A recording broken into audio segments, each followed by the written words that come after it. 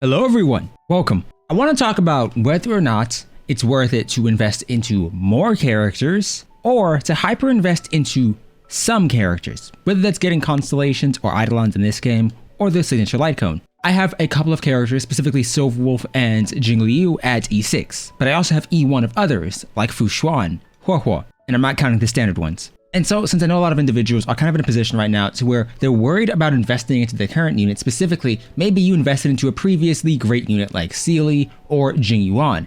And even though, yes, they've gotten better over time, especially with the launch of other characters like Sparkle, you don't want to hyper invest into these units if they're going to get power crept. I think a lot of people kind of felt that when we got the launch of characters like Jingliu or Blade, or even Imbiber Lunai to a much different experience wherever he is, right here. Because not only are they good at base value, but they also are easier to build in most circumstances and have better Eidolons. Like Dan Hang's or Imbiber Lunai's E2 is far better than Sealy's additional 25% or 25 speed, essentially. And so a lot of people do feel like it's kind of a downside to hyper invest into certain units. Now, don't get me wrong, with Sealy in particular, we've seen an entire mono quantum team arise that has great units. But the question then becomes, if you skipped Sealy, if you didn't get Eidolons on her, if you skipped Silverwolf, you could hyper invest into Sparkle, who at E2 would give you 24% Def Shred or Def Ignore to everybody on the team, or whoever she specifically buffs. Fu Xuan's E1 gives you 30 crit damage. You have multiple other characters who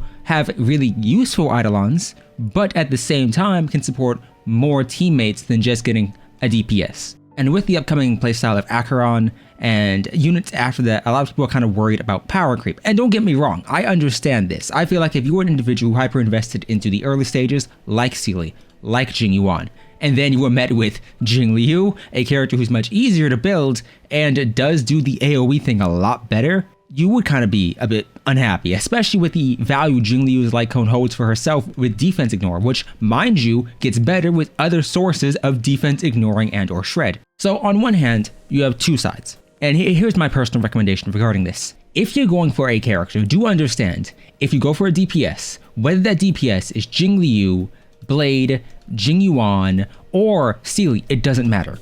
All of these characters essentially begin and end at their ability to do damage. Your Sealy isn't supporting anybody. Now, obviously with the release of Pure Fiction, characters like Jingyuan and even Clara to an extent got a boost up in terms of their viability, simply because there's so many waves of enemies that the follow-up attack orientation of Pure Fiction made these characters great. But obviously, you could kind of push through with units like Jingliu to a degree. And many individuals don't choose to lose the 50-50 to Clara. Now I do, I love Clara, but obviously that's a different circumstance. And so if you're just trying to gear it out and gear your kit out and characters for the highest amount of damage possible, then a DPS only holds significant value so long as they are the strongest DPS available at the time or significantly slot into the teams you already have available. Sealy is the only real quantum DPS aside from QQ, and QQ has her own issues, that being the RNG of her essentially gambling. And so at that position, if you have every other character for Mono Quantum, then yes, Sealy's great. But you're building a team around a character like Sealy over having a character who kind of just does their thing regardless of the team circumstances or not. Now obviously, if you're looking at the quantum element as a whole, they do have characters like Silverwolf who do really help them out. I feel like if Silverwolf was not there to add that weakness, you would kind of have a downside. And being blunt, the entirety of the mono quantum team are great characters on their own, at least in the supportive aspect. Fu Xuan, she helps any team out with not only crit rate buffing, but subsequently also the chance to remove debuffs or resist them entirely. Sparkle, her entire point of being is essentially to buff up your DPS and give you skill points. That's why she's wonderful with IL. And so I can't say Sealy's amazing for this team. More accurately, it is Sealy is good because this team is already amazing, which is a downside. And so when it comes to your DPSs, do understand that if a character is not significantly easy to build like a Jingliu, or a character does not deal extremely high damage with ease, it does become a problem where it's very easy for them to be power crept. Sealy has high speed, this is wonderful, but we've also reached a point where if you can stop your enemies from taking an action, or if you can give enough action forward, you don't need to build speed or have a lot of speed at base value. IL doesn't need a lot of speed if he has enough skill points to go consecutively, especially with that E2. And so the orientation, in my opinion, is this. If a character offers a new playstyle, whether this is DOT or follow-up attack orientation, they are worthwhile to consider. DOT holds significant value not just in normal MOC, but subsequently also in any form of pure fiction. Pure fiction is great for follow-up attackers and DOT scaling units. So, as a result, if you have these characters and are interested in them, maybe you like Black Swan, maybe you like Kafka, it doesn't matter. I personally hate Kafka, but if you like these units, then they offer a unique playstyle that does hold more benefit than a standardized damage dealer, because they work in both scenarios, that being pure fiction and MOC. The downside, or upside, depending on how you look at it, is they don't need crit.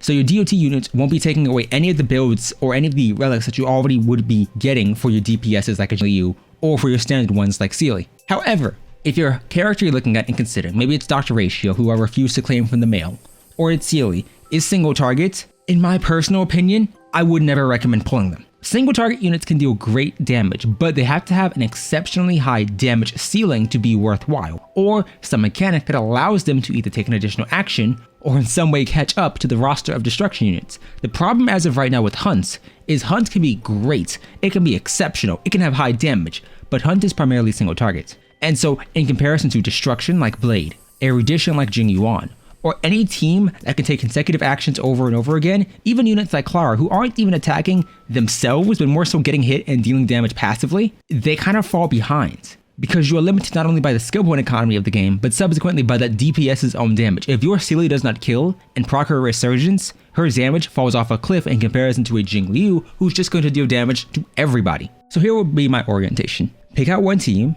ideally a team that works well in any scenario. Whether this team is a Mono Quantum or a DOT team, it doesn't matter. Ignore Sparkle, she's just here to exist. Both of these teams work wonderfully regardless of the situation they are in. So ideally you would want one primary DPS team to clear hard content like MOC. This could either be Sealy's team, this could either be Jing Liu's team, it doesn't matter. The reason I say only focus on one is because you don't want the overlap of units. You don't want your Fu Xuan having to play in every single team. That just removes her value. While she's a great unit, one team is going to suffer significantly if they don't have her. And so second, what you want to prioritize is building a team with a different playstyle in its entirety. DOT fills this requirement. It doesn't require the same relics, it doesn't require the same unit, it doesn't require the same type of playstyle, and it's very comfy if you get the units that work with it. Honkai Star Rail, as of right now, is a game where because you lack elemental reactions, you're kind of just depending on the base value of each character. Your Sparkle, your HoYoverse, and so on are good units by themselves, working better together. And so this is why 4-star characters kind of fall off long term. And so either way, if you're looking at any of these units, you're essentially going to one day at least, ideally, end up with an all 5-star roster, an all 5-star team. That's what Mono Quantum is, and essentially that is what DOT teams are basically always going to be. And so I'm not necessarily saying, yeah, one requires more investment than the other, it just depends. You just don't want overlapping DPSs. The problem earlier on was we had Sealy, then we had Jing Yuan, and then Blade and IL, and as a result, each DPS or each character that was released was a DPS, and so they were only evaluated on the power they initially had. Jing Yuan got better, for sure, but so did IL. And as long as IL gets better, Jing Yuan's increase in strength doesn't matter as much, because he is still worse than this character, just as this character is still worse than this character. However, do keep this in mind. It is your account, and at the end of the day, you are the one who has to play it. So I understand the mindset of you wanting to get the most value for your characters. Do understand also that if you get a character you hate solely because they are strong or solely because they support another character you already have, you won't be happy. My personal recommendation is this. If you're looking at Eidolons, get Eidolons that either support your team and are useful no matter the circumstance, or Eidolons that unlock a new playstyle. Silverwolf E2 allows me to build her as a DPS, just as E1 essentially replaces the energy I lost from not using her free-to-play Light Cone. As such, my Silverwolf is my secondary DPS. If my Sealy's dead, Silverwolf can continue the job. It doesn't matter though, because you lose a star in MOC, so I cry anyway. Sparkle, her Eidolon just improved her ability to support the team. Yes, this is great. So, any of these three supporting units have good Eidolons. Sealy's Eidolons only benefit herself. And so ideally, your Eidolon should either focus on opening a new playstyle, helping out the team no matter what, and mind you, these shouldn't be requirements for like, you need to die. That's a useful Eidolon in a very niche circumstance, whereas a blunt buff to your entire party is far better. Or improving the character. HoYoverse E1 may not seem that good, but the benefit outside of this speed buff is that it extends duration and therefore she is more skill point positive. This is great especially in teams to where everyone else wants to use a skill point. DPS Eidolons aren't as worthwhile if you can score support Eidolons, whether that's defense ignores particularly, or crit buffing and duration extensions. Also keep in mind in regards to Silverwolf, her E2 applies constantly as a debuff. The moment combat starts to every character, they are debuffed with that effect resistance down. Light cones, I'm going to be very simple. Light cones are good for the character they're good on, for the character they're made for. You want to pick up light cones that either offer significant buffs or light cones that are flexible. Sparkle's light cone is really good, but it's not flexible because many characters won't be generating 4 skill points. So it's extremely good on her, but not many other units who are harmony units will constantly be getting a skill point for your team. At least not enough to proc this, so ignore that. Jingliu's is great, but nobody can proc its passive because nobody's draining the team HP, especially if Jingliu or the character using it is being attacked. Blade's light cone is wonderful for the crit and damage buffing, but the HP is essentially worthless. So it's tied in theory with ILs. These are 2 wonderful light cones. Essentially, whenever you look at a light cone, don't consider is it good for the character on banner, please consider who else can actively proc this buff, even if it means ignoring a passive here. Like, maybe you don't care about the max HP because the character who you're using it on scales off defense. Sure, but is the passive good? No, it's not worth it then. In my personal opinion, DPS light cones are good if they're for destruction.